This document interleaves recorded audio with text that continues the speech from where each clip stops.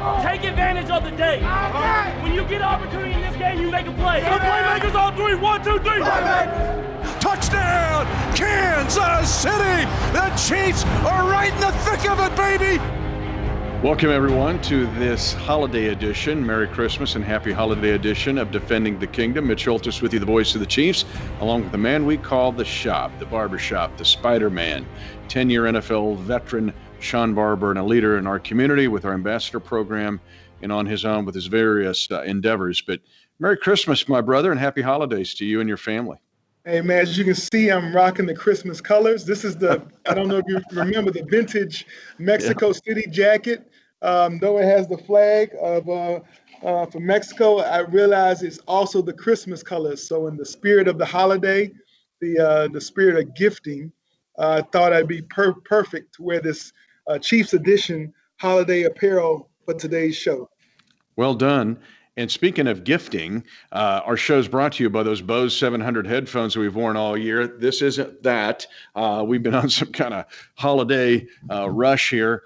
But I think my wife took my Bose 700 headphones and she wrapped them up to re-gift them to me during Christmas. So I'm thinking, wow, that's quite a play there. But if I get them back, that'll be okay. I'll just open them up and act like I'm surprised and go, man, that's awesome that you gave me Bose 700 headphones for the holidays. Not too late. Make it a New Year's gift if you want. Just go to Bose.com. There's a drop down for headphones. You'll find them. They are the best. If there's a Pro Bowl version of headphones, it's those Bose 700s. All right. And Mitch, yes, sir. When you say that, my son, right, he's in high school. He's been doing the hybrid learning model.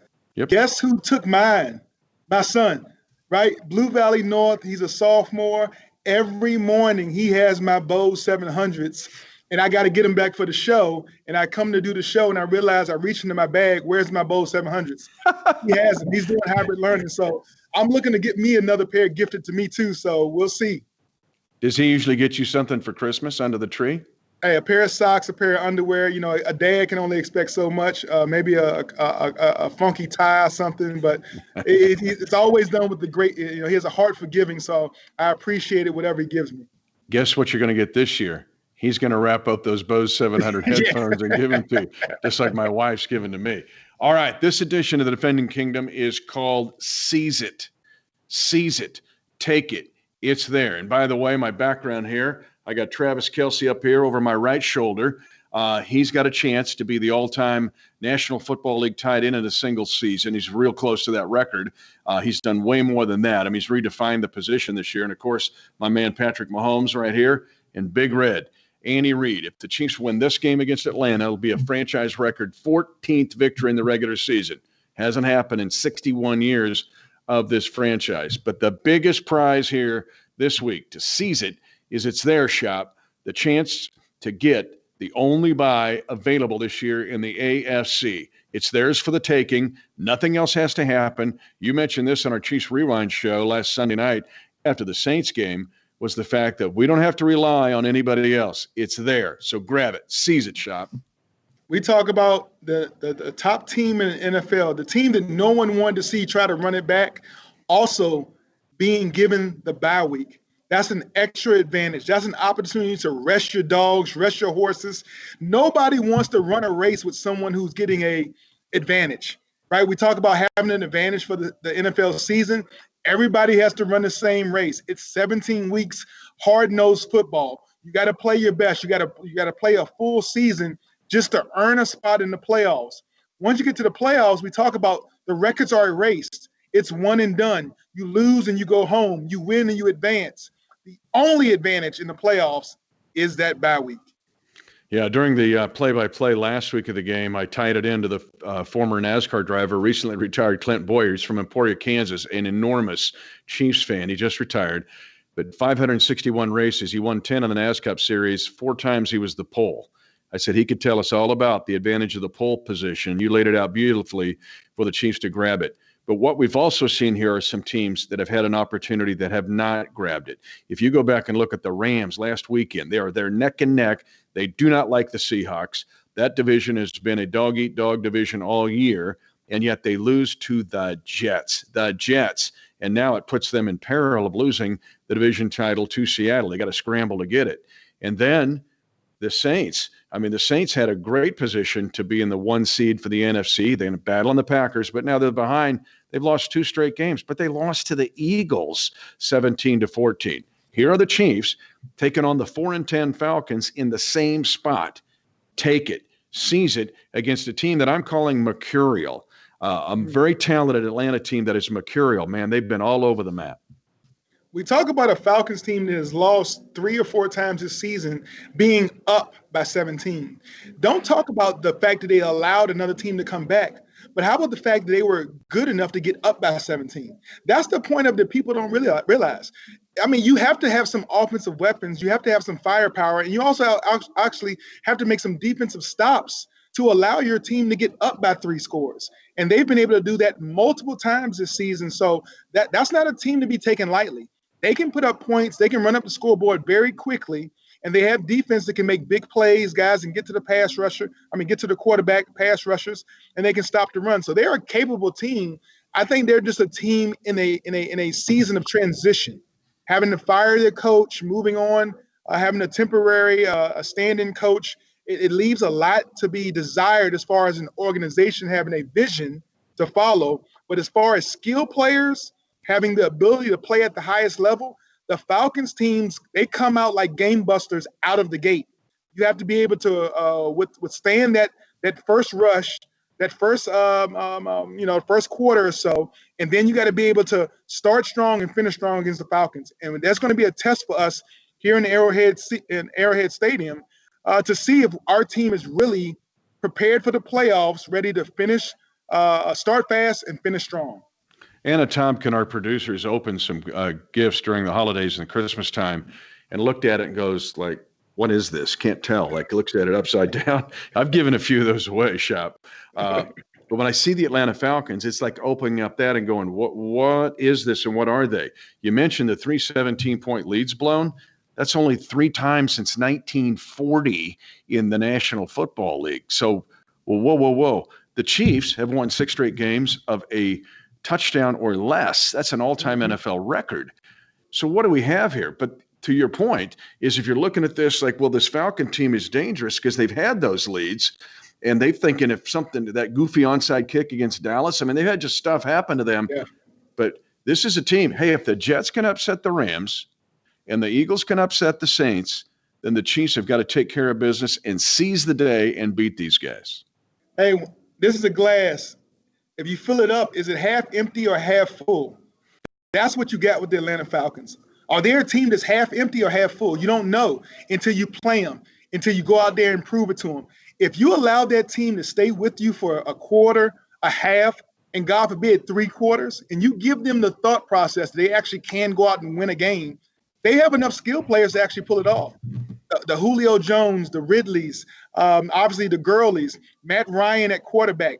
On the defensive side of the ball, a bunch of playmakers throughout all 3 levels. They have enough firepower on both sides of the ball, and they can actually make a ball game from it. But if at the beginning of the game, if you seize it, like you said, if you seize the moment, seize the opportunity, understand that the first round bye is at stake, and if you want it, go get it. The Kansas City Chiefs have a perfect opportunity to, at the beginning of this game, to make it be crystal clear who is a playoff-bound team headed for greatness and who is a team that needs to go home and rebuild. If we don't come out the gates and prove it to them in quarter 1 and let them hang around, then we leave doubt in our own minds and we give hope to their team. Matt Ryan is 35 years old, have been around the league a long time, had that Super Bowl heartache in Super Bowl 51 against New England where they had the big lead and let it go. But the dude's put up some big numbers this year, 450 in a game, 375 in a game. He has turned it over 11 times on picks and lost 2 fumbles. But to your point, this can be a high-volume offense. And I love Julio Jones, but I really like Cam Ridley. I think he's one of the more under-the-radar guys in this league. If you look at his catches, yards, and yards per catch, he's a guy that can pose big problems for the Chiefs on Sunday. Always. They have one of the – if you look at their wide receiver core, we talk about how versatile and how explosive the Chiefs receivers are, including Kelsey in that, with Kelsey, Sammy Watkins, and Cheetah. Well, when you look at the Falcons offense, they're equally explosive. They're a team that can go vertical, and they got one of those guys that if it's a 50-50 ball, Julio Jones is amazing with his catch radius, amazing hands, top end speed, and Ridley is a budding star. He's one of those guys that are just off the radar, but in a year or two, he's going to be the next great. When you talk about a handful of receivers, upcoming Justin Jefferson, and those type of guys coming from the Minnesota Vikings, but Calvin Ridley is on that next tier of great wide receivers.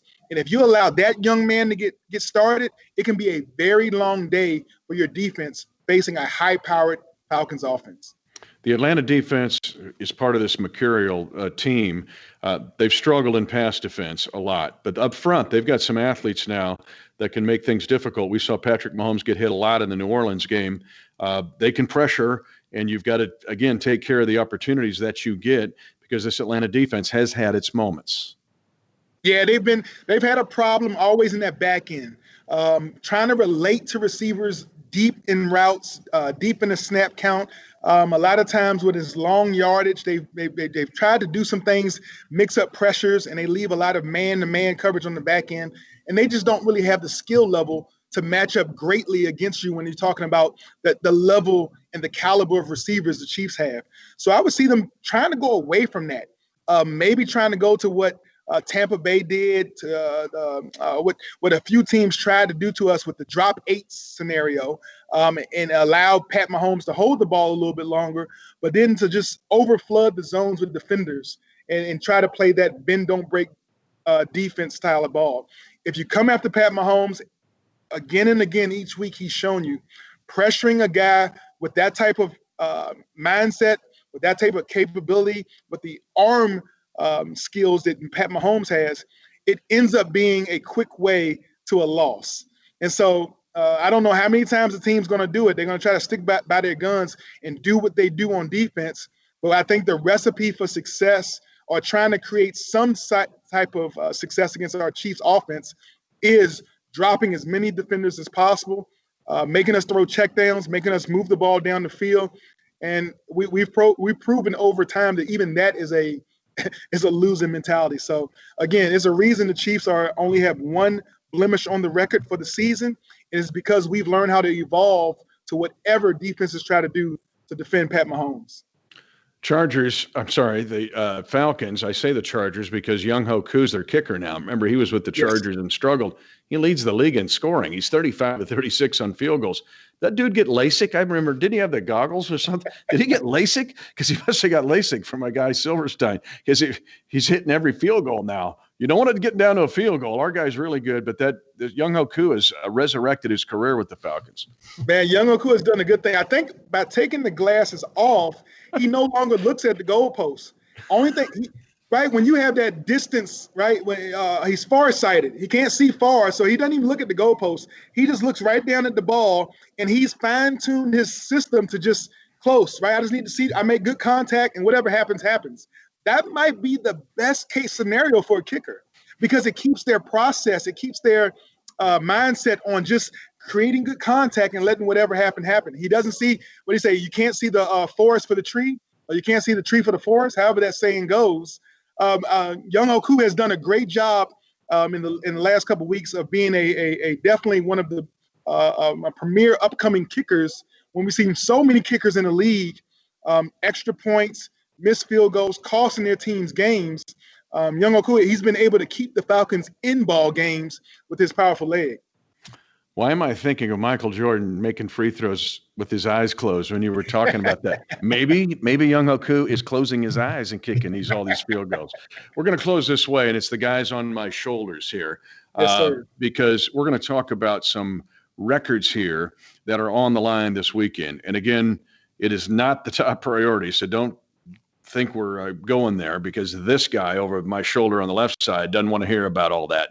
He wants to win this game and clinch that one seed and get that bye in the AFC playoffs. But the guy to my top right shoulder, Travis Kelce Shop, has got the chance He's right there to have the best year statistically in the history of the National Football League for any tight end. You couple that with what he's done the last 5 years, and his blocking this year has been superb. Just go watch the sprint option play for the Chiefs' last touchdown and look at what Kelsey buries that dude that allows Patrick to cut up field and then pitch it late to Le'Veon Bell. It's not just about catches and yards per catch with Kels. It's been about his comprehensive game.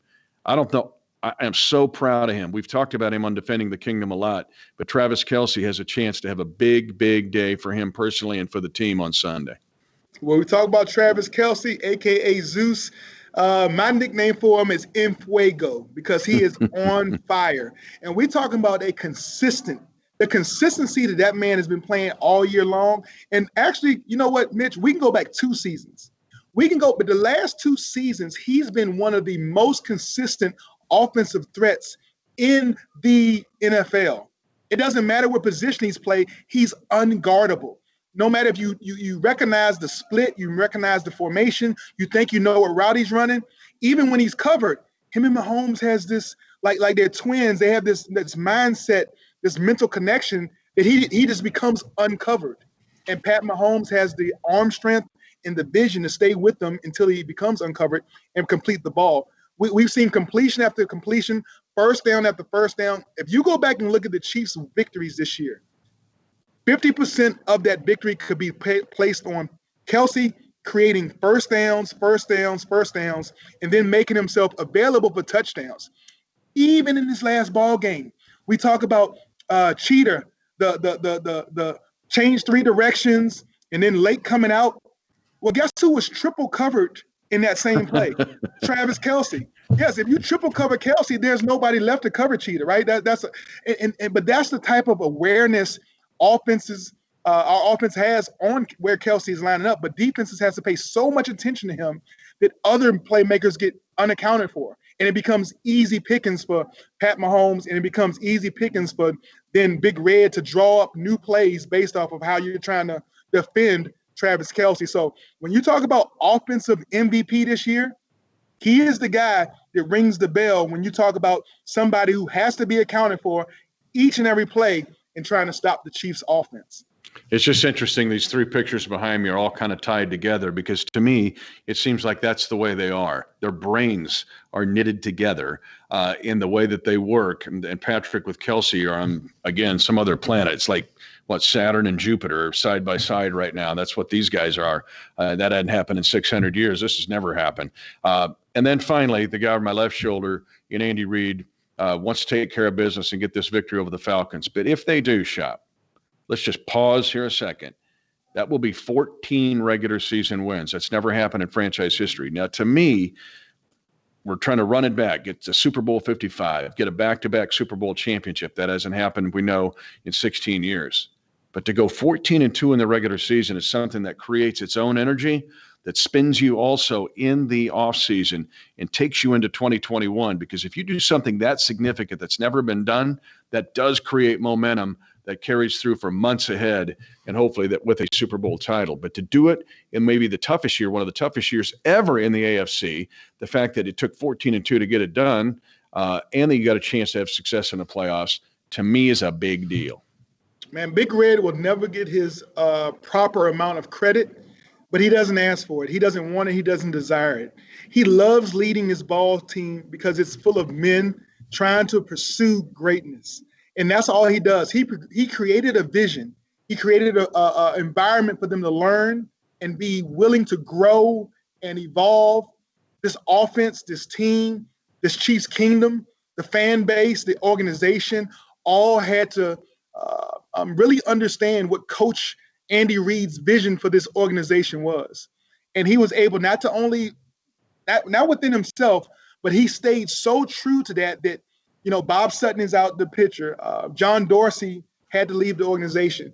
And with Steve Spagnuolo coming in, with following Andy Reid's vision, Brett Veach understanding Andy Reid's vision, and for them to come in and not lose a beat, to jump on the train, keep the train moving, not lose any momentum, to win the amount of games we won in a 400, almost 400 year span, to have grown men be that focused on getting just a little bit better each day. Not trying to recreate the wheel, but just understanding your own game and understanding if you can get that much better, this much better each day at practice, understanding where we want to go as a team, as an organization. It's never been about wins and losses. It's always with him developing players to be better ball players, to understand game plans, understand game situations, and to be a contribution to this team in a winning fashion. And let the scoreboard take care of itself. He's never been worried about those things. So he's always continuously pushing people to let your personality show, evolve as an organization, evolve as a team, grow as an individual, grow as a man. And that will help our football team as a whole become better. And whatever the record is and whatever the scoreboard of the game, we'll deal with that. The result of that has been an amazing run in every game. We are the favorite going into the game because we are the most skilled ball team going into each and every game each week. We can win some, we can lose some, but there is no team that can beat the Kansas City Chiefs except for the Kansas City Chiefs. 22-1 over a span of 415 days is just mind-boggling. And Matt McMullen put it up. I retweeted it. NFL Research had it. You just look at the company you're in and that, and it's some of the greatest teams, if not the greatest teams of all time. All right, Shop, we'll close that out here. But it's interesting. These three guys, and you laying it out there so well, all three will wear a gold jacket someday in Canton, Ohio. All three of them. We might as well put gold jackets on them in this episode. But here's why they'll wear gold jackets. Every one of these guys, all three of them, when they've had the opportunity, they've seized it. And now it's time for this Chiefs team of 2020 and the Chiefs Kingdom to seize it this Sunday against the Atlanta Falcons. Merry Christmas, happy holidays. God bless you, Shop, and all your family. Hey, man, we got to seize the moment. Hopefully, Chiefs Kingdom, come out to the stadium. If you're not at the stadium, wherever you at, cheer on your team. We can feel that emotion. We feel that passion. We know that you have a purpose. The purpose of this team is to not only grab that number one seat, but to carry that winning momentum on into the playoffs all the way to Tampa Bay so we can go back-to-back and run it back. Mitch Holthus, voice of the Chiefs. We hope you all have a special, I know it's different, but a special holiday season. And yeah, it's time to run it back. But this week, it's time to seize it.